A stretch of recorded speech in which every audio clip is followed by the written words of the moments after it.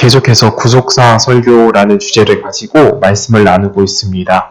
오늘은 이제 구속사와 노아 이야기라는 주제를 가지고 말씀을 나눌 텐데요. 성경 말씀은 창세기 6장입니다. 창세기 6장 1절서부터 8절까지 창세기 6장 1절서부터 8절까지를 펴주시고 오늘 같이 내용을 나누도록 하겠습니다. 이 구속사라는 말이 굉장히 어렵죠. 그렇지만 구속사를 쉽게 풀이한다면 하나님이 구원하는 이야기다, 이 구원의 이야기다 라고 같이 나누었습니다. 우리는 우리 스스로를 구원할 수 없고 우리는 우리 스스로 하나님께 나아갈 수 없기 때문에 하나님께서 우리에게 직접 찾아와 주셔야만, 그리고 자신을 알려주셔야만 우리가 하나님을 알 수 있듯이 하나님께서 우리들에게 성경을 주셔서 내가 너희들이 이렇게 구원할 것이다 라고 알려주는 이야기가 구속사다 라고 같이 나누었습니다. 말씀을 교독하도록 하겠습니다. 사람이 땅 위에서 번성하기 시작할 때에 그들에게서 딸들이 나니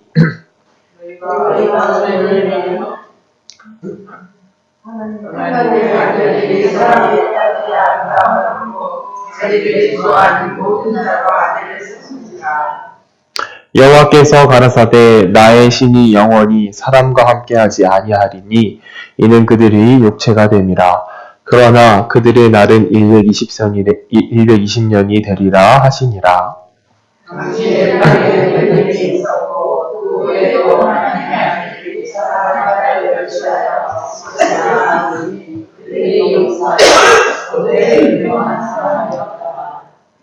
여호와께서 사람의 죄악이 세상의 관영함과 그 마음의 생각의 모든 계획이 항상 악할 뿐임을 보시고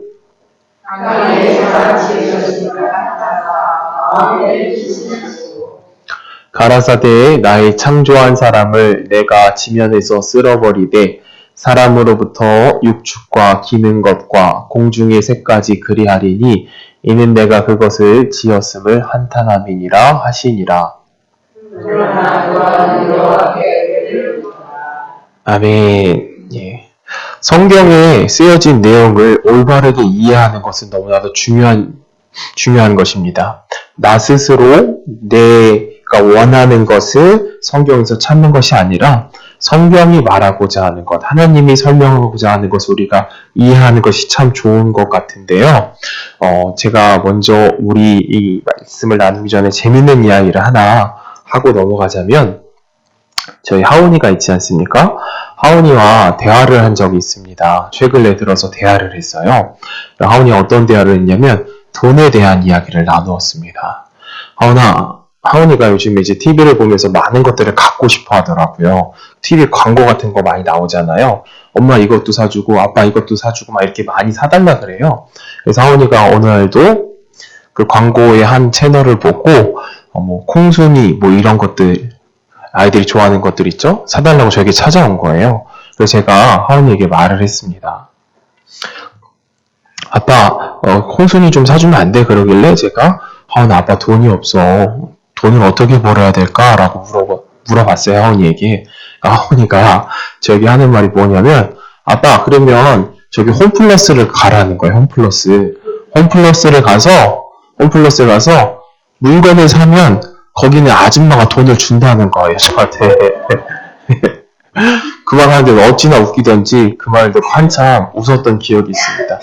그러니까 하온이의 시선으로는, 하온이의 눈으로는 돈 버는 것이 물건을 사면 돈을 번다라고 생각을 하잖아요. 이렇듯 하온이의 관점은 잘 모르기 때문에 그런 관점이 생기는 겁니다. 제가 왜 이 이야기를 먼저 시작을 하냐면 우리는 많은 오해를 가지고 하나님의 말씀을 해석할 수 있기 때문입니다. 정말 하나님께서 우리들에게 하고자 하는 말씀, 그 말씀을 가지고 우리가 이 공동체를 세워가는 것에 대해서 깊이 우리는 중요시 여겨야 된다는 것이죠. 오늘은 지난 시간에 이어서 똑같은 내용일 텐데요. 우리는 이 구속사 이야기 중에 몇 가지를 나누었죠.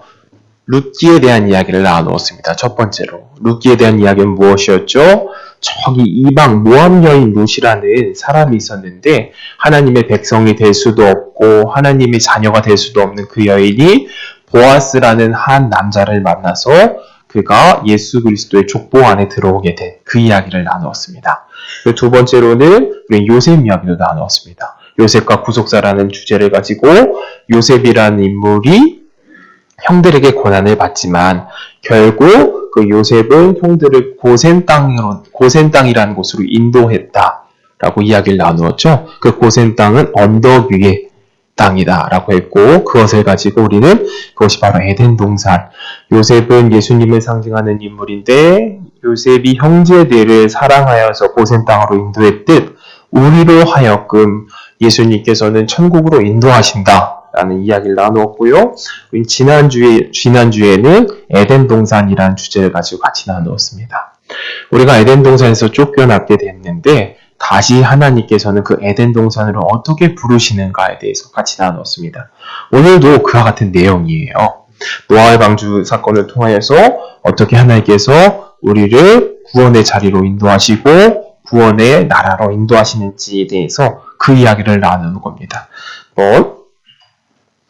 이 구원이라는 것에 가장 초점을 두었을 때 우리는 사람의 입장이 아니라 하나님의 입장을 보는 겁니다. 창세기 6장 8절은 그 구절로서 우리들에게 큰 주제를 내놓고 있는데요. 어떻게 적혀 있죠? 그러나 노아는 여호와께 은혜를 입었더라 라고 이야기를 하는 겁니다. 은혜를 입었더라. 노아가 당대 의인이라고 말하지만 노아가 정말 실수가 없고 선하고 착하고 하나님이 보시기에 완벽한 의인이었느냐? 성경은 그렇게 이야기하고 있지 않습니다. 그렇죠? 노아도 자식에게 저주를 하기도 하고 노아도 술 취하여서 옷을 벌거벗고 창피한 모습을 드러냈던 것을 성경이 기록하고 있기 때문인데요. 그런데 노아가 의인으로 불려졌던 이유를 성경이 소개하기를 여기서 이야기하고 있죠. 노아는 여호와께 은혜를 입었더라 라고 말하고 있는 겁니다. 우리가 구원받는 과정에 대해서 신학적으로 이야기한다고 한다면 본래 우리가 짚고 넘어가야 될 것은 인간이 전적으로 타락했다라는 겁니다.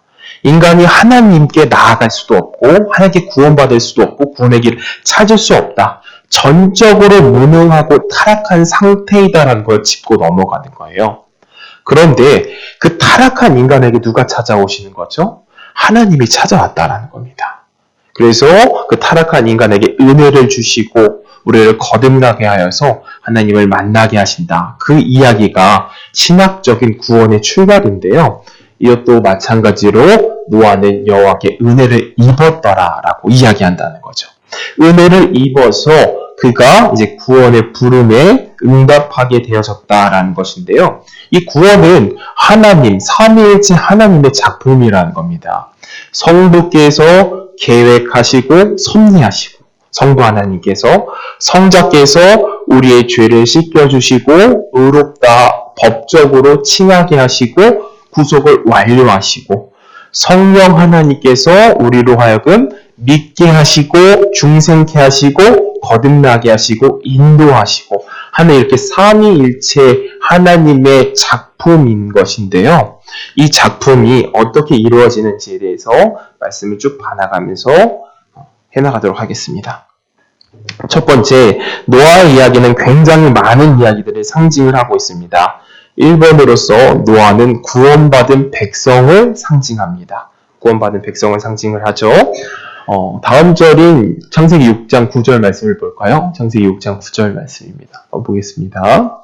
노아의 사적은 이러하니라. 노아는 의인이요 당세의 완전한 자라. 그가 하나님과 동행하였으며. 근데 재미있는 것은 8절에 뭘 이야기하고 있죠? 은혜를 입었다라는 거예요.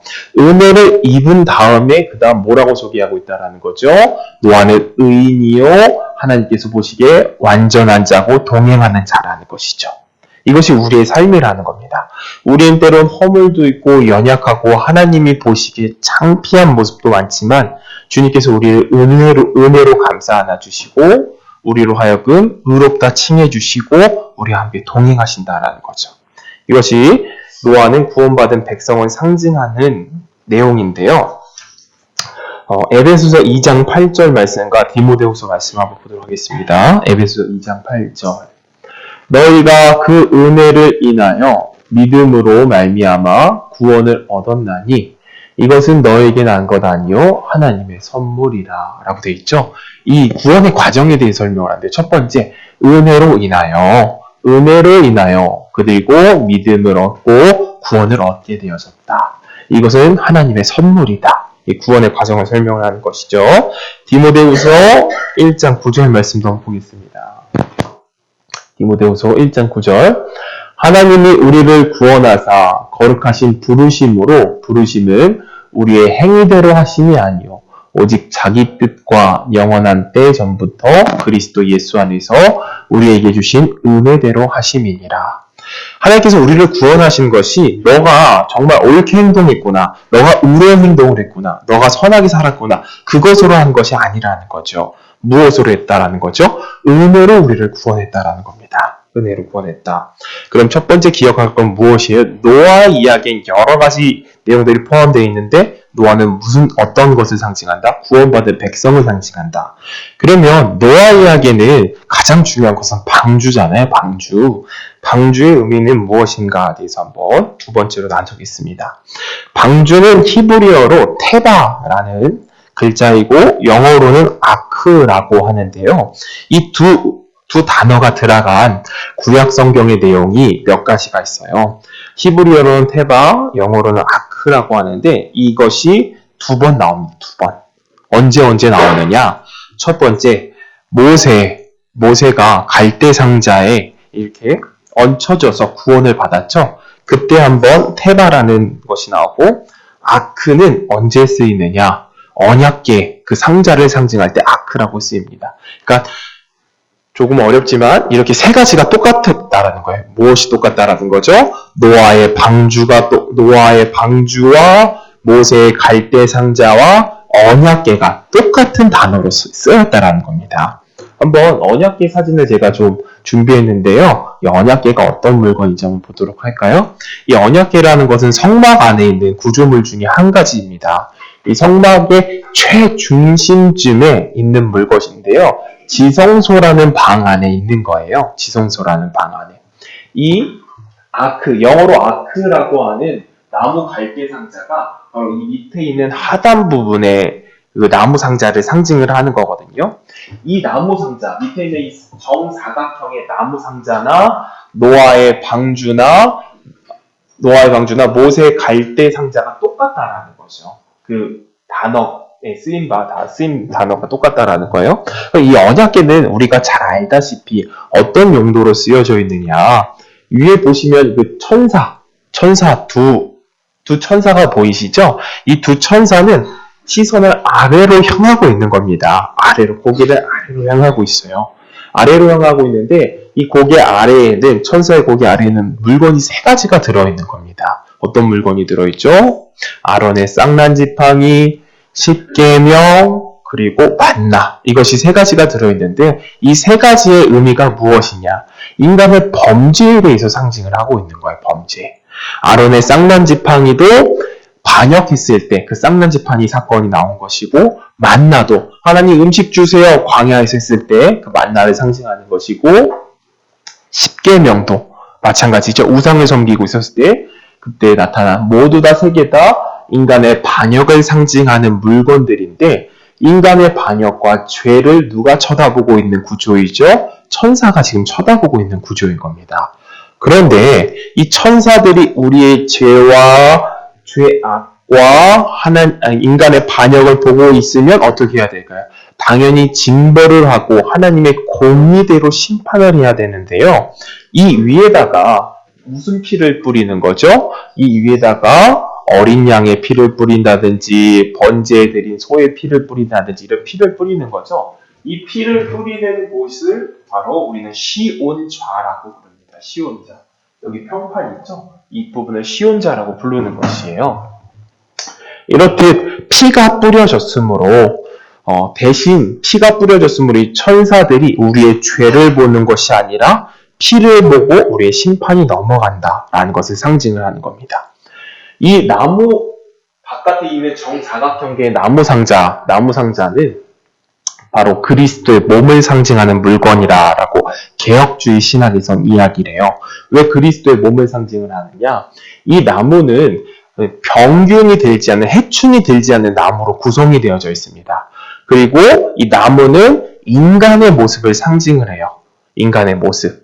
이 문화마다 무언가를 상징을 하잖아요. 우리 한국에서도 어떤 물건에 의미를 둔단 말입니다. 예를 들면 간단하게 쉽게 찾을 수 있는 건 뭐가 있을까요? 엘리베이터에 타면 우리는 동양권에서는 4자가 F자로 표현되어 있는 것도 있잖아요.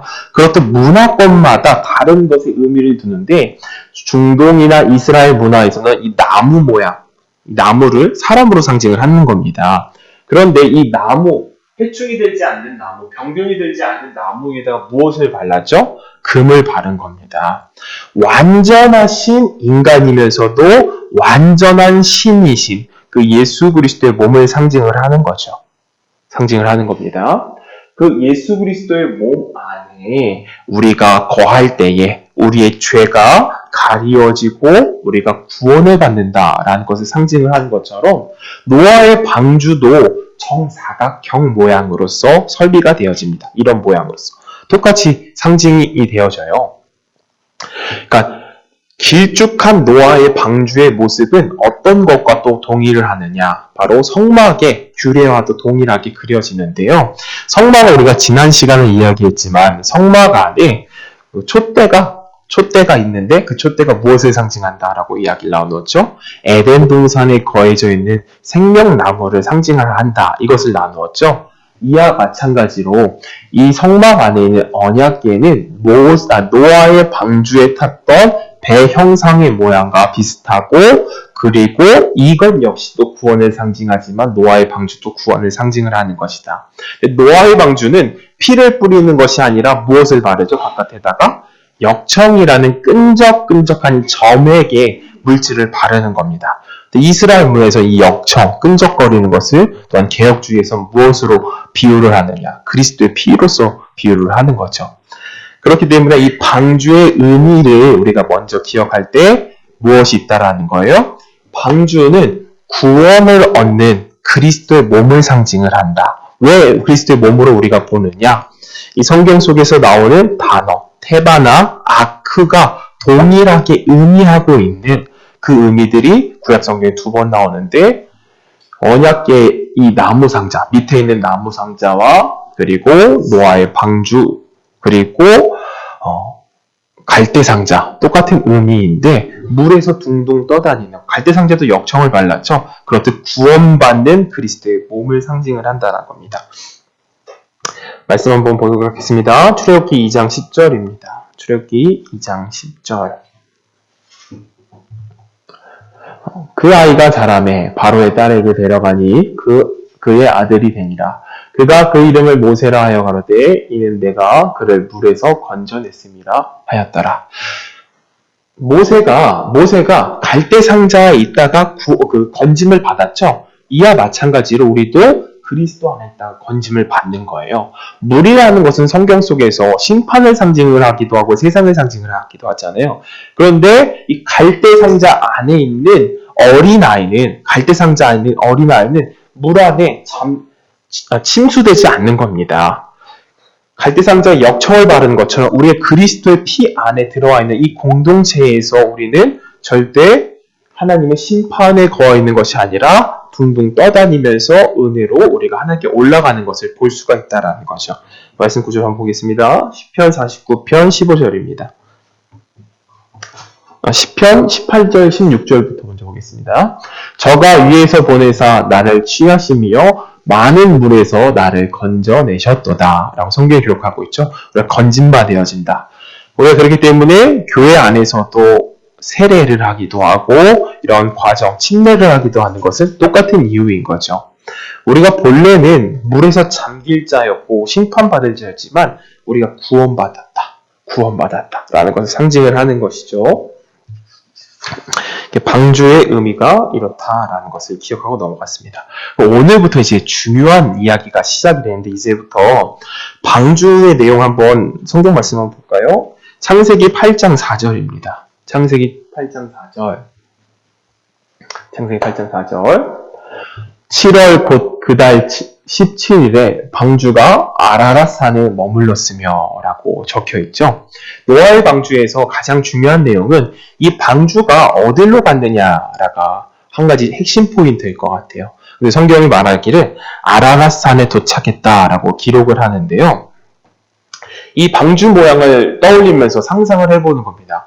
우리가 방주에 있을 때 어린아이의 상상으로는 노를 저을 수 있고 막 내가 원하는 방향으로 갈 수 있고 그런 배의 모습을 상상할 수도 있지만 성경에서 나오는 방주는 그런 모습이 아니라는 겁니다. 그냥 통짜 나무 같은 모양이라는 거예요. 죄송합니다. 통짜 나무 같은 모양이라는 거. 어떤 모양? 언약계와 같은 비슷한 모양의 통짜 나무 모양인 거예요. 성막에 있는 모양처럼 길쭉하면서 이렇게 직사각형의 모양으로 그런 모양이라는 거죠. 어떻게 노를 지을 수 있는 것이 아닙니다. 그러면 어떻게 되는 거죠? 물이 가득 차고 배가 둥둥둥둥 떠다녀서 물 따라, 강물 따라, 바닷물 따라 움직이는 거예요. 결국 바닷물과 강물에 흘러서 어디에 도착했다라고 성경에 기록을 하죠? 바로 아라랏산에 머물렀으며 라고 기록하죠. 이것은 비유를 하고 있는 겁니다. 우리가 그리스도 안에 속한 우리가 결국 도착하게 될 것이 어디인가? 하나님의 인도를 받아서 이 교회라는 공동체가 구원받은 성도가 도착하게 될 곳은 어디인가? 바로 아라랏산이다 라고 이야기하는데요. 이 아라랏산이라는 뜻은 히브리어로 두 가지를 의미하는 것이 있습니다. 첫 번째, 거룩한 땅이라는 거예요. 이 땅이 거룩한 땅이다. 아라랏산의 뜻은 히브리어로 거룩한 땅이다. 두 번째, 창조라는 뜻을 갖고 있습니다. 창조. 그럼 두 단어를 좀 합성해 볼까요, 저희가? 창조이면서 거룩한 땅이 어디가 떠오르시나요? 머릿속에 아마 창조와 거룩한 땅 어디가 떠오를까요? 하나님이 세상을 창조하시고 거룩한 땅을 두었다라고 한다면 우리가 떠올릴 것은 단 한 곳밖에 없겠죠. 에덴이라는 것입니다. 에덴. 내가 저어서 가는 것이 아니라는 거예요. 그렇죠? 내가 열심히 영차 배를 노를 저어라 해가지고 내가 가고자 하는 곳에 가는 것이 아니라 이 방주가 둥둥 떠다녀서 어디에 도착했다? 아라랏에 도착했다라고 이야기를 합니다. 우리 그 다큐멘터리 노아의 방주 다큐멘터리나 창조과학회나 이런 고고학을 하는 사람들의 이야기를 들어보면 이 아라랏산은 터키 주변에 있다라고 이야기를 하거든요. 터키 근방에 있다라고 이야기를 하는데 이 터키 지역이나 이 고고학하는 사람들이 에덴 동산의 위치를 추적을 해볼 때 이 아라랏산이라고들 이야기를 해요. 아라랏산. 그 근방에 있는 사람들은 아라랏산을 또 어떻게 생각하느냐? 두 가지로 생각을 하는 거죠. 첫 번째, 노아의 방주가 머물렀던 곳이고 또한 에덴의 근원이 있는 곳이다 라고 여긴다라는 거예요. 그러니까 이 관점으로 보았을 때 노아의 방주가 우리를 어디로 인도한다라고 볼 수 있다라는 거죠. 에덴으로 인도한다라는 겁니다. 천국으로.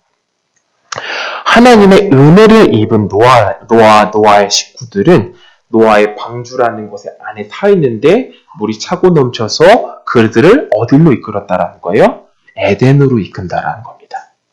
내가 가려고 한 것이 아니라 하나님의 은혜를 입은 공동체가 도착할 곳이 그곳이라는 거예요. 우리가 여기서 짚고 넘어갈 것은 무엇이죠? 구원, 천국에 가는 것은 하나님의 인도다라고 볼 수 있다는 거죠. 그걸 신학적으로 우리는 어떻게 표현을 할까요? 바로 성도의 견인이다라고 표현을 하는 겁니다. 성도의 견인. 성도의 견인하면 우린 어떤 차를 떠올리게 되냐면 견인차를 떠올리는 거예요. 견인차. 견인차는 어떤 차죠? 차가 사고가 났을 때에 내 차가 움직이지 못하는 상황에 놓여있을 때 갑자기 견차가 빠르게 달려오잖아요. 그리고 체인을 엮어서 원하는 방향으로 데려가 버리는 겁니다. 그렇죠? 이것이 성도의 견인과 같은 교리라는 거예요. 우리가 우리의 힘으로 가려다가 고장이 나버린 상태라는 겁니다.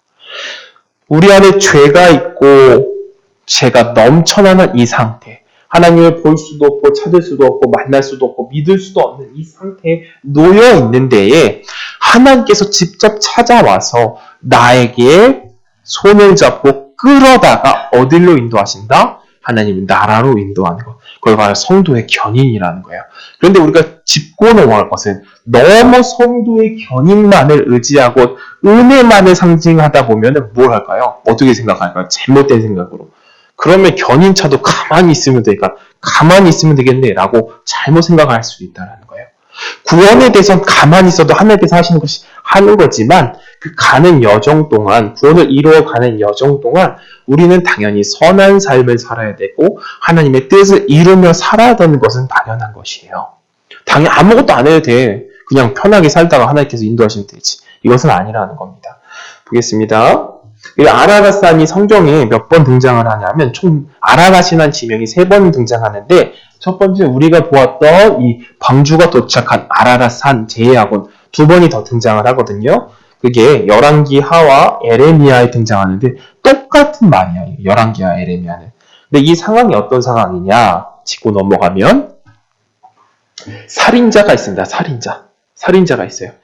누군가를 살인한 사람이 있는데 살인을 했으면 누가 쫓아올까요? 경찰관이 당연히 쫓아오겠죠. 유명 잡아라 하고 경찰관이 쫓아올 거예요. 그렇죠? 저기 이제 한엄마도 저쪽 뒤에 앉아 있는데 아까 서원이가 저한테 와서 이렇게 이야기하더라고요. 아빠 비밀이야? 이렇게 아빠 비밀이야? 도대체 뭐가 비밀이야, 서원아? 그러니까 엄마가 알면 안 돼? 뭔데? 그러니까 초콜릿 말하면 안 돼? 이러니까 비밀이라는 이 살인자가 살인을 했죠? 살인을 하면 경찰이 쫓아오는 겁니다. 숨겨야 되는 거예요. 그런데 아라랏 산으로 도망쳤다라고 성경에 기록을 하거든요. 한번 보겠습니다.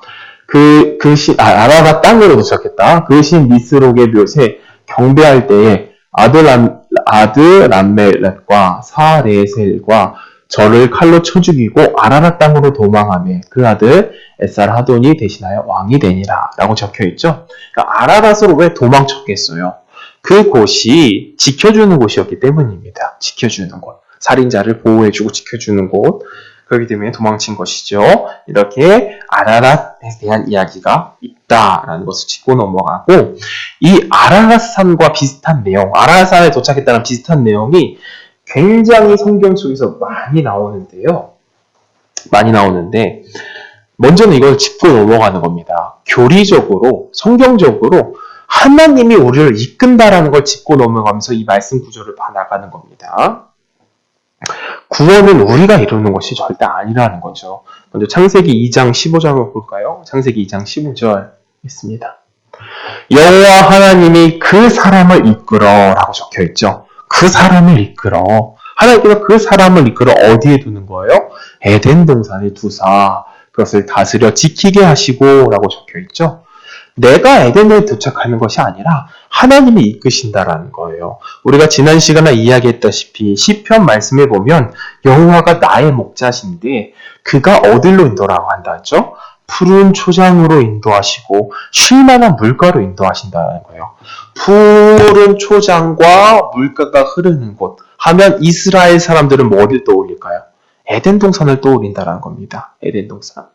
여호와가 나의 목자신데 그 목자가 어디로 인도하는 거죠? 하나님의 나라로 인도하신다라고 성경이 이야기하는 거죠. 이 구속사 내용으로서 성경을 보면 하나님의 인도가 계속해서 이어진다는 걸 확인을 할 수 있는데요.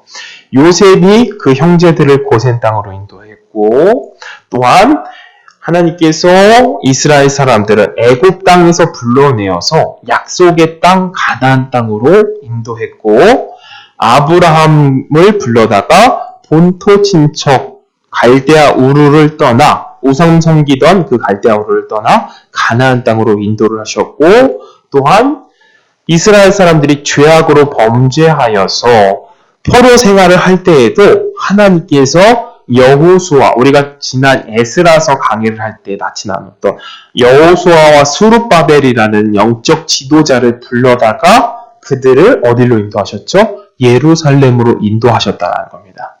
이렇듯 성경은 계속해서 반복되어지는 이야기라는 거예요. 어떤 반복의 이야기일까요? 하나님의 구원에 대한 이야기. 구원에 대한 이야기. 우리는 여기서 무엇을 발견하는 것이 아니죠? 하나님께서 이 사람들 이렇게 축복하셨고 이런 재밌는 이야기가 있네. 이런 신화적인 이야기가 있네. 그것이 아니라 성경의 구조가 어떻다라는 겁니까?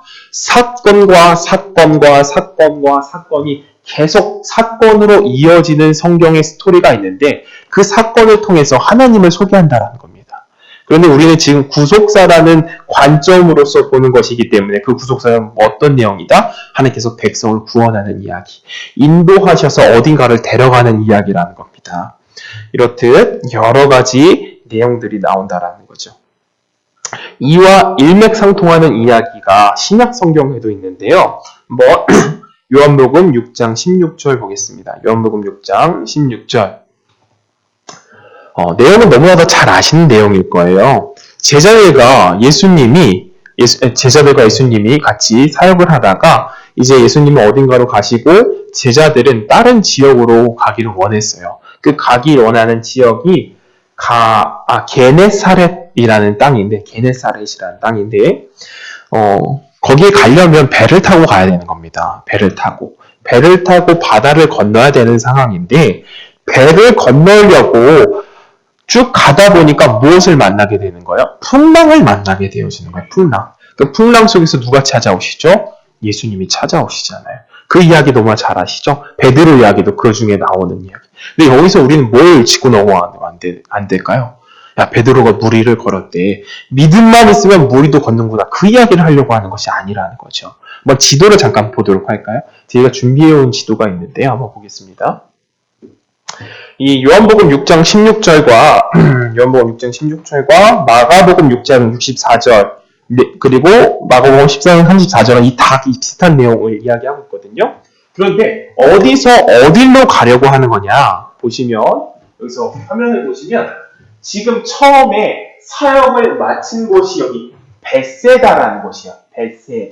벳세다. 그리고 도착하기 원하는 곳, 이곳에 가야겠다라고 마음먹었던 곳이 게네사렛이라는 곳이에요. 게네사렛. 그리고 이 물줄기 있죠. 제가 좀 좋은 그림을 찾고 싶은데 희미한 것밖에 없어가지고, 이 물줄기 있죠. 이 물줄기가 무슨 강이다라고 하냐면 요단강인 겁니다. 요단강. 그러니 벳세다 지역에서 게네사렛으로 건너가려고 하는 것인데, 여기를 배 타고 지나가는 거죠. 이 상황인 겁니다. 이 상황인 것을 인지하면서 뭘 하나 더 기억해 주시면 좋으냐? 저희 외할아버지가 예전에 저희 집에 많이 계셨을 때가 있었어요. 언제 계셨냐면 암으로 통원 치료하고 계실 때 저희 집에 많이 계셨거든요. 근데 어머니가 참 외할아버지 되게 잘하셨죠. 그런데 할아버지가 막 술만 꼭 드시면 부르는 찬양이 있었어요. 예수님을 믿지는 않으셨습니다. 근데 무슨 찬양 맨날 부르셨냐면 며칠 후 요단강 건너가 맞나, 이 찬양을 계속 왜 부르셨는지 모르시겠는데 그 옆에서 막 이렇게 저랑 형 어렸을 때 초등학생 때였으니까 막 좋아했죠. 그러니까 요단강 건넌다라는 그런 찬양이 있듯이 이 요단강이라는 것은 이스라엘 사람들이 무엇을 의미하느냐? 가나안 땅으로 들어가는 걸 의미하는 거예요. 가나안 땅. 이 벳세다에서 게네사렛으로 가는 것은 뭘 의미한다? 원래 이 주변에서 무엇을 했죠? 정탐했던 곳이에요. 정탐꾼들을 보내서 너희가 가나안 땅을 탐지해봐라. 이스라엘 사람들에게 의미하는 것은 무엇이냐? 이 벳세다 지역에서 게네사렛에 가는 것을 가나안 땅으로 가는 그런 의미를 가지고 있다는 것입니다. 이 이야기도 참 재밌는데요. 한번 보겠습니다. 먼저 말씀 구절을 쭉 읽어볼까요? 요한복음 16장서부터 21절까지. 저물매 제자들이 바다에 내려가서 배를 타고 바다를 건너 가버나움으로 가려는데 이미 어두웠고 예수는 아직 저희에게 오시지 아니하였느냐. 가버나움도 바로 위쪽입니다. 똑같아요. 아니하셨더니 큰 바람이 불어 파도가 일어나더라. 제자들이 노를 저어 10여리쯤 가다가 예수께서 바다 위에 걸어 배에 가까이 오심을 보고 두려워하거늘 가라사대 내니 두려워 말라 하신대. 이에 기뻐서 배로 영접하니 배는 곧 저희가 가려던 땅에 이르렀더라. 가려던 땅이 어디예요? 가나안 땅이라는 겁니다. 가려던 땅이. 자기네들이 아무리 노를 저어도 이 풍랑 때문에 갈 수가 없는 거예요. 풍랑을 만나고 파도가 넘실넘실 돼서 주님 너무 두렵습니다. 내가 빠져 죽게 생겼습니다. 하는 이 상황 속에서 저기서 걸어오시는 분이 누구예요? 예수님이 걸어오시는 겁니다. 그리고 우리에게 찾아와서 나다 두려워하지 말아라 라고 말하는 것이죠. 우리의 구원도 이와 마찬가지라는 겁니다. 우리의 힘으로는 가나안 땅에 들어갈 수 없지만 내 힘으로 내가 너를 아무리 저어도 앞으로 나아가지 않지만 예수님께서 우리에게 찾아와 주셔서 원하던 땅에 가려던 땅에 이르렀다 라고 기록을 하고 있죠. 말씀 구절 한번 또 볼까요? 마가복음 6장 45절부터 52절까지 꽤 긴 글이니 한번 교독하면서 읽어보도록 하겠습니다. 예수께서 즉시 제자들을 재촉하사 자기가 무리를 보내는 동안에 배를 타고 앞서 건너편 벳세다로 가게 하시고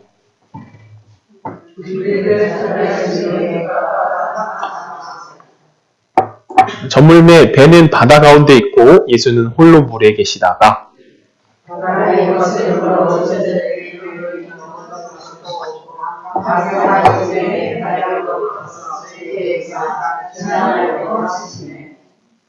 제자들이 그의 바다 위에 걸어오심을 보고 유령인가 하여 소리 지르니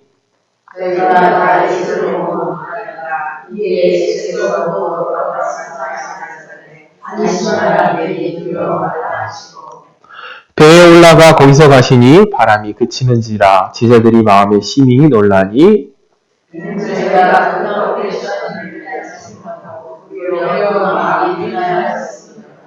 53절까지만 읽도록 하겠습니다. 건너가 게네사렛 땅에 이르러 대고 라고 적혀있죠. 게네사렛에 이르러 도착했다라는 겁니다. 이 요단강을 건넌다라는 것은 이스라엘 사람들에게 굉장히 큰 의미가 있는데요. 그 의미들을 조금 살펴보도록 하겠습니다. 민수기 34장 12절 말씀입니다. 그 경계가 또 요단으로 내려가서 염해에 미치나니 너희 땅이 사방 경계가 이르렀니. 여기 보니까 경계라는 말을 쓰고 있죠. 이 정탐하는 그 이야기를 하고 있는데 경계가 있다라는 거예요. 어떤 경계인 거죠? 우리가 북한을 지나갈 때 38선 건너면 북한이다 하고 하는 것처럼 이스라엘 사람들이 요단강 건너면 어디다? 가나안 땅이라는 겁니다. 가나안 땅. 마가복음 1장 4절 말씀입니다. 마가복음 1장 4절 말씀. 세례 요한이 이르러 광야에서 죄사함을 받게 하는 회개의 세례를 전파하니 온 유대 지방과 예루살렘 사람이 다 나아가 자기 죄를 자복하고 요단강에서 그에게 세례를 받더라 라고 말하죠. 여기서 받는 것도 어디에? 요단 강가에서 받는 거잖아요. 그러니까 이스라엘 사람들이 요단 강가에서 세례를 받는 의미가 있는 거예요. 왜 요단 강가에 가겠어요? 그곳에서 과거에 자신의 조상들이 해왔던 것을 기념을 하는 거죠. 무엇을 기념을 하는 거죠? 내가 이렇게 세례를 받고 새 사람이 되어서 어디로 들어간다는 걸 의미하는 거예요? 가나안 땅으로 들어간다는 것을 의미하는 것이죠. 열왕기 하 2장 7절부터 9절 말씀입니다. 여기도 재미있는데요. 여기에 나오는 등장인물 2명의 등장인물이 있습니다. 바로 엘리야와 엘리사다라는 것이에요. 엘리야와 엘리사. 엘리야가 이제 하늘로 승천하기 직전의 이야기인 겁니다. 엘리야가 하늘로 승천하기 직전. 천국에 가기 직전의 이야기라는 거예요. 엘리야가. 선지자의 생도 50인이 가서 멀리 서서 바라보매 그 두 사람이 요단강가에 서 있다라는 겁니다. 요단강에 보겠습니다. 엘리야가 겉옷을 취하여 말아 물을 치매 물이 이리저리 갈라지고 두 사람이 육지로 건너더라. 건너매 엘리야가 엘리사에게 이르되 나를 내게서 취하기 전에 내가 내게 어떻게 할 것을 구하라. 엘리사가 가로되 당신의 영감이 갑절이나 내게 있기를 구하나이다. 네, 9절까지만 보겠습니다. 이 내용이 무엇이죠? 이렇게 하고 엘리야가 승천을 하는 겁니다. 이 이야기가 마친 후에 봅니다. 엘리야가 승천하기 직전에 어디를 건너죠? 요단강을 건너는 거예요. 요단강. 이와 마찬가지로 우리에게 적용을 했을 때 우리가 천국에 간다는 것은 요단강을 건너야 되는 것인데 제자들이 자신의 힘으로 요단강을 건널 수 있었나요? 아무리 농을 저어도 건너지 못하는 거예요. 그때 누가 찾아왔다라는 거죠? 예수께서 찾아왔다라는 겁니다. 구약 성경에는 노아의 이야기가 배가 물이 둥둥둥둥 떠다녀서 결국에 아라랏 산에 도착했던 것처럼 우리가 도착하는 곳은 어디라는 거죠? 바로 천국인데 그것까지 인도하시는 것은 바로 그리스도다라는 것을 우리는 성경을 통해서 알 수 있다는 겁니다. 시편 18편 16절 말씀 한 구절 더 보도록 할까요? 시편 18절 16절 말씀입니다. 저가 위에서 보내사 나를 취하시며 많은 물에서 나를 건져내셨음이니라. 이렇듯 우리는 베드로처럼 때로는 신앙이 연약해지고 내가 물에 빠질 때도 있을 거예요. 하나님, 내 신앙이 너무 연약합니다. 주님, 제가 주님 믿기가 너무 어렵습니다. 주님의 말씀이 이해가 되지 않습니다. 그렇게 우리는 세상 가운데 또는 하나님의 심판 가운데 물의 깊은 곳에 빠진다 해도 주님께서 우리를 포기하실까요? 절대 포기하지 않으시겠죠?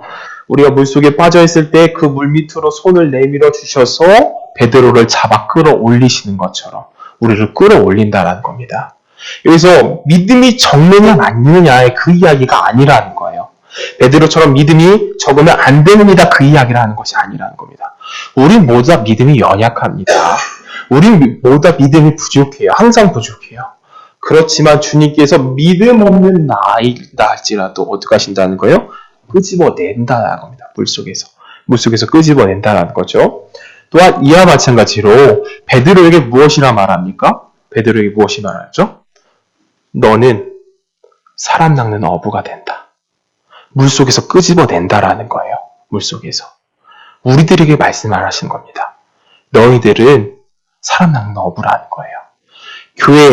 교회의 머리가 베드로라고 이야기를 하지만 그것은 카톨릭의 주장이죠. 그렇지만 베드로가 상징하는 의미가 있다는 겁니다. 베드로에게 천국 열쇠라고 한 의미가 있다는 거예요. 베드로는 어떤 사람이에요? 어부라는 거예요. 그리고 하나님께서 말씀하셨죠. 넌 사람 낚는 어부가 된다. 그렇듯 교회가 해야 되는 일이 무엇이라는 거예요? 물속에 있는 자들을 건져내야 된다는 거예요. 물속에 있는 자들을. 그물을 던져서 하나님의 말씀의 그물을 던져서 그들을 끄집어내야 된다는 거죠. 물고기가 물 밖으로 나오면 어떻게 될까요? 죽죠? 죽어요. 그렇죠? 그들이 죽어서 누구와 함께 죽어서 그리스도와 함께 죽고 새롭게 태어나는 것이 교회가 해야 될 일이라는 것이죠. 우리는 지금 노아의 이야기를 계속 해나가고 있는데 잠깐 여기까지 정리를 해보는 겁니다. 노아의 이야기의 스토리가 어떻게 되어지죠? 노아가 하나님께 은혜를 입었다가 첫 번째 이야기인 거죠. 하나님께 노아가 은혜를 입고 하나님의 부르심을 받고 노아의 방주를 뚝딱뚝딱 짓는데 그 밖을 무엇으로 바르죠? 역청으로 바르죠. 역청으로 발라서 이제 부정한 짐승, 거룩한 짐승, 정한 짐승 모두 다 데리고 타죠. 탄 다음에 이 배가 닫히고 둥둥둥둥 물이 떠서 아라산에 도착하게 됩니다. 근데 우리 이런 상상을 해볼 수도 있겠죠. 하나님, 정한 짐승만 데리고 타지 왜 부정한 짐승까지 데리고 탑니까? 라고 할 수도 있겠지만 역할이 있는 거예요. 역할이. 어떻게 되죠? 이제 방주에서 내리게 되어졌을 때 첫 번째 하는 노아 식구들 첫 번째 하는 것이 무엇이었죠? 제사랍니다. 제사. 정한 동물을 죽여서 어떻게 하죠? 부정한 것을 깨끗하게 하는 역사.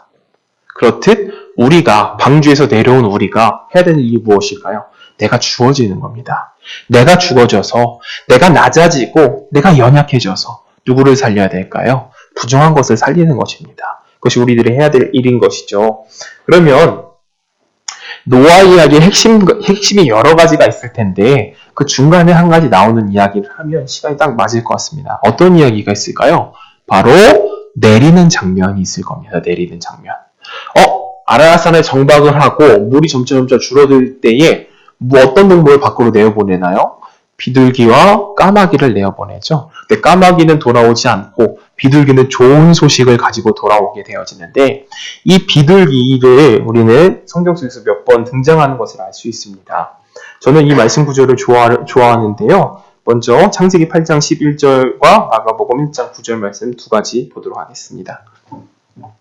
저녁 때에 비둘기가 그에게로 돌아왔는데 그 입에 감람새 잎사귀가 있는지라 이에 노아가 땅에 물이 감한 줄을 알았으며 또 7일을 기다려 비둘기가 내어놓음에 다시는 그에게 돌아오지 아니하였느니라. 비둘기가 지금 어떤 소식을 갖다 주었나요? 어떤 소식을 갖다 주었나요? 이제 새로운 시작이다. 이제 새로운 땅이 열렸다라는 소식을 알려주는 거예요. 비둘기가. 본래는 땅이 어떻다라고 성경이 기록하죠? 땅에 죄악이 넘쳐났다라고 기록을 하는 겁니다. 땅에 죄악이 넘쳐났다. 하나님께서 성경에 말씀하기를, 노아에게 말씀하시기를, 이 땅에 죄악이 넘쳐나서 이것을 내가 도저히 견딜 수가 없다 라고 이야기를 하잖아요. 그런데 이 죄악이 씻겨나고 죄악이 없어지고 나고 새로운 땅이 열렸다는 것을 비둘기가 알려준단 말입니다. 이 말씀 구절을 기억하면서 마가복음 1장 9절부터 11절 말씀 보겠습니다.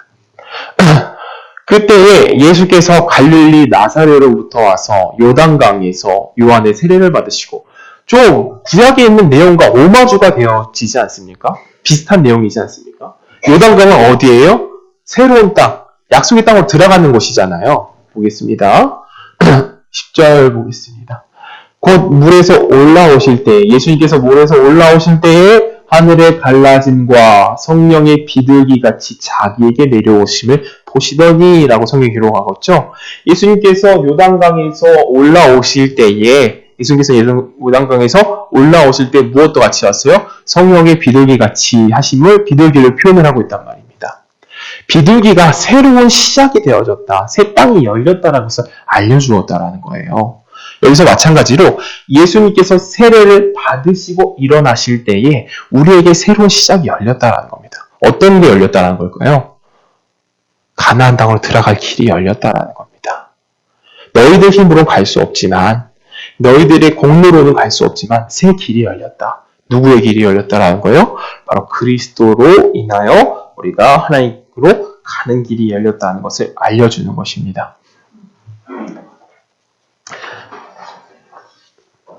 창세기 9장 1절서부터 7절 말씀입니다. 창세기 9장 1절서부터 7절 말씀. 하나님이 너와 그 아들들에게 복을 주시며 그들에게 이르시되 생육하고 번성하여 땅에 충만하라. 땅의 모든 짐승과 공중의 모든 새와 땅에 기는 모든 것과 바다의 모든 고기라. 너희를 두려워하며 너희를 무서워하리니 이들은 너희 손에 붙이었음이니라. 이 말씀 구절을 보면 뭐가 회복된 것이 보여질까요? 에덴 동산의 모습이 회복되어지는 것이 보여지는 거예요. 처음에 하나님께서 천지만물을 창조하신 다음에 무엇을 명하시죠? 땅에 가서 생육하고 번성하고 충만하라. 모든 것을 다스리고 정복하라. 라고 지상명령, 첫 번째 지상명령을 하시죠. 그런데 그 사건이 노아 시대 다시 회복되어지는 겁니다. 이렇듯 땅의 죄악들이 사라지고 하나님의 나라가 다시 도래했음을 이야기하는 것이죠. 말씀 구절도 쭉 반항하겠습니다. 7절까지.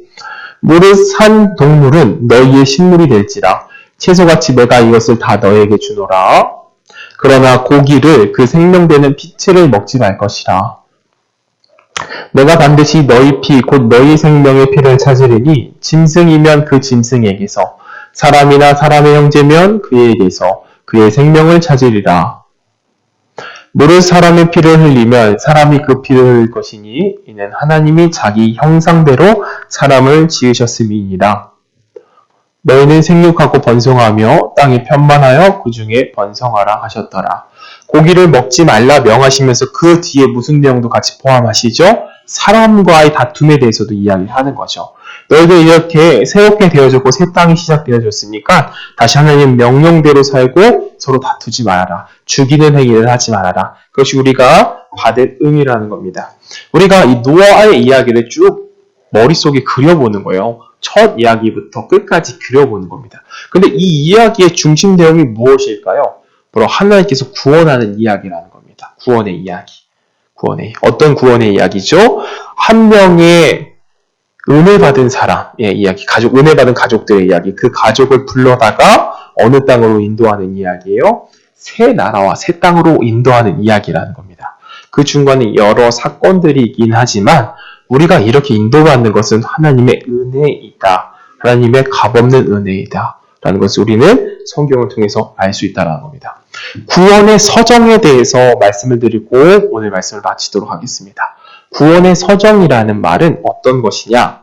구원의 과정이라는 거예요. 구원의 사이클이 있는데 우리가 계단을 올라가듯이 계단을 이렇게 올라갈 거 아니에요. 어느 목적지가 있던 계단을 올라가듯이 구원의 과정이 있다는 겁니다. 우리가 과거서부터 이런 교리로 가져온 이 구원의 과정은 첫 번째 무엇이냐? 하나님의 부르심이라는 겁니다. 소명이라고도 말하죠. 하나님께서 부르신다. 지명하여서 부르시는 겁니다. 두 번째, 무엇이냐? 중생이다 라는 겁니다. 중생. 중생을 쉬운 말로 하면 거듭남, 새롭게 태어남을 말하죠. 하나님께서 자기가 택한 백성을 지정하여서 부르시는 겁니다. 외적 부르심과 내적 부르심이 있을 텐데 이 내적 부르심을 받은 사람을 중생한 사람이라고 말하죠. 내적 부르심을 받아서 중생, 새롭게 되어지고 그 다음에 무엇이 따라오게 되느냐? 회심이 따라오는 겁니다. 회심. 회심은 무엇일까요? 회개라고도 불리는 것인데요. 우리가 마음을 돌이켜서 새로운 방향으로 나아간다라는 거예요. 새로운 방향. 근데 이 과정이 왜 중요하느냐? 이것을 인지했을 때에 우리가 사람을 바라보는 관점이 달라지게 되어져요. 잘못 구원의 과정에 대해서 이 생각을 하고 알게 되면 어떻게 할까요? 야, 너 예수 믿어야 돼 이렇게 하거든요. 믿어야 돼. 너 예수 안 믿으면 큰일 나. 이렇게 이야기를 한단 말이에요.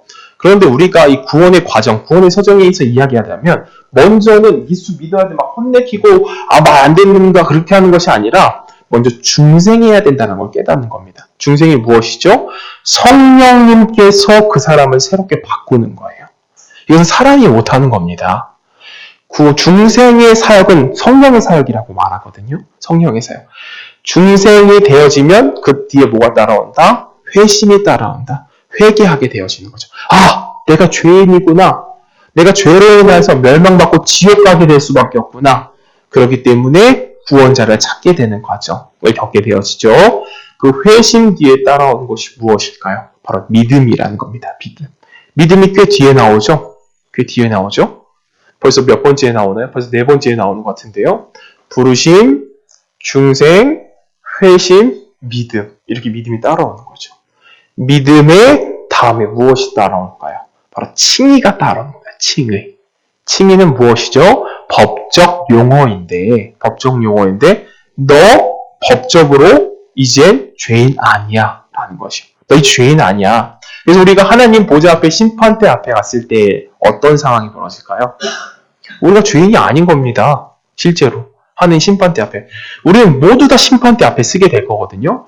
거기에 가서 우리의 삶을 다 고백하게 될 겁니다. 입으로. 혀가 고백한다 그러죠. 성경이 말하기를 다 고백하게 될 겁니다. 그런데 우리가 그 고백하고 할 때에 하나님 심판대 앞에 섰을 때 법적으로는 네가 그렇게 아무리 죄를 많이 졌다 할지라도 법적으로는 뭐다? 법적으로는 의롭다라는 거예요. 누구 때문에? 예수님 때문에 넌 의롭다라고 받는 것이죠. 그 칭의 뒤에 따라오는 것이 무엇이냐? 성화라는 겁니다. 성화. 신분이 변화되어지면 법적으로는 내가 과거에는 군인이었는데 이제 군인이 아니고 민간이면 민간인의 삶을 살잖아요. 그렇죠? 그렇듯 내가 이제 법적으로 의인이 되어졌으면 무엇도 따라올까요? 성화도 따라오게 되어져 있는 거예요. 성화와 구원이 다르다라고 생각하시면 안 되는 거예요. 우리가 성령으로서 거듭나죠? 성령님이 내 안에서 날 거듭나게 한단 말이에요. 그 이후에 내 안에 영원히 함께 계시는 거예요. 성령이 함께 하시기 때문에 나로 하여금 죄의 지배를 받는 것이 아니라 바울의 표현을 표현하자면 죄의 지배 아래 놓여있는 것이 아니라 은혜 아래 놓여있게 되어지는 거예요. 은혜 아래. 은혜의 지배 아래 놓여있게 되는 거예요. 그래서 이상하게 다른 것이 땡기는 거예요. 과거에는 세상 것이 더 좋았고 세상에 노는 것이 더 즐거웠는데 이제는 그게 안 되어지는 거예요. 내 마음에. 새로운 본성으로 인해 성령을 따르는 그 본성으로 인해서 하나님 말씀을 듣겨 좋아하고 말씀을 따르기를 원하고 믿기를 원하고 교회 나오기를 원하고 찬양하기를 원하고 봉사하기를 원하고 하나 되기를 원하고 이 하는 것이 성령의 사역이라는 거예요. 그건 누구에게 이루어진다? 바로 중생한 사람들에게 이루어진 성화의 과정이다. 계속해서 무엇을 쫓는다? 거룩을 쫓는다라는 거예요. 그런데 우리가 이것을 볼 때, 구원의 과정을 볼 때 기억할 것은 교회 내에도 아직 중생하지 아니한 사람들이 있다라는 겁니다. 사도 바울도 그렇게 이야기를 해요. 사도 바울도. 중생하지 않은 사람이 있다라는 거예요. 아직 외적 부르심만을 받은 사람이 있고 아직 내적 부르심을 받지 않은 사람도 있다라는 거예요. 그렇기 때문에 우리는 계속해서 무엇을 전한다? 그리스도의 복음을 선포한다라는 겁니다.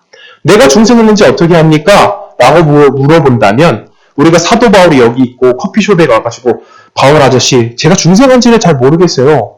제가 거듭난지 모르겠어요. 물어보면 바울이 뭐라고 대답해 줄까요? 이렇게 대답을 하는 겁니다. 너 삶으로써 확인을 해야 된다. 네가 나타내는 열매로써 확인할 수 있다. 라고 바울은 그렇게 이야기해 준다는 거죠. 그런 겁니다. 그럼 그 성화 다음에 어떤 과정을 거치게 되어지냐? 영화. 영원토록 변화되어져 새로운 몸을 얻고 영원토록 살아가는 그날. 그날이 언제일까요? 예수님이 재림하실 때 하늘에서 나팔 불며 천사들과 함께 내려오실 때에 성경에서 말하기를 잠자던 자, 무덤 속에 갇혔던 자들이 호련히 변화되어 새로운 육신을 얻게 된다는 거죠. 눈 깜짝하면 변해져 있다는 거예요. 그날 때에 이제 변해진다, 점점 변하는 게 아니라 눈 깜짝하면 변해져 있다는 거예요. 나팔 부는 순간 변해버리는 겁니다. 그때 무엇이 없느냐? 질병도 없고 나이 드는 것도 없고 더 큰 것이 무엇이 없을까요? 내 안에 있는 이 본성, 죄에 대한 본성이 이제는 없는 거예요. 우리 이 죄에 대한 본성 때문에 얼마나 고난을 많이 겪습니까? 남을 미워하기 싫은데도 미워해요. 남을 욕하기 싫은데도 욕을 하는 거예요. 남을 험담하면 안 된다는 것을 아는데도 험담을 하는 겁니다. 남을 때리기 싫은데도 때리는 거예요. 내가 자녀를 사랑해야 된다는 걸 알면서도 사랑을 못하는 거예요. 이 죄악된 본성, 이 죄악된 본성에서 벗어나는 겁니다. 이것을 올바로 이해할 때 그때 뭐가 생길까요? 천국을 가고 싶다라는 마음이 생기는 겁니다. 어떤 이들은 이야기를 해요. 천국 가면은 넓은 집에 삽니다. 천국 가면은 높은 빌딩에서 좋은 것을 많이 먹을 수 있습니다. 건강합니다. 웃음이 많습니다. 그것은 잘못된 성경관이라는 거죠. 우리가 정말 바라는 건 뭘까요? 이 죄에서 벗어나는 겁니다. 이 죄에서. 나를 정말 악하게 만드는, 나를 서글프게 만들고 나를 곤극해 하는 이 세상에 편만되어져 있는 이 죄악에서 벗어나기를 우리는 사모하는 거죠. 그렇기 때문에 우리는 천국을 사모하는 거예요. 천국을 사모하는 사람, 올바르게 사모하는 사람, 천국 가면 난 무슨 차도 타고 싶습니다. 어디도 여행하고 싶습니다. 그것이 천국 바라보는 것이 아니라 죄에서 벗어나고 싶습니다. 주님, 이 죄에서 벗어나는 그날을 사모합니다. 그것이 우리가 바라보는 천국의 상이라는 거죠. 이렇게 구원의 여정이 있다는 겁니다. 이 교리적 관점으로 보았을 때 노아도 그 과정을 거친다라는 거예요. 먼저 하나님의 부르심이 있고 소명이 있고 은혜로서 그가 거듭나게 되어져서 방주를 짓는 거예요. 방주를. 그리고 천국에 도착을 하게 되어지죠. 네, 여기까지입니다. 우리 기도하겠습니다.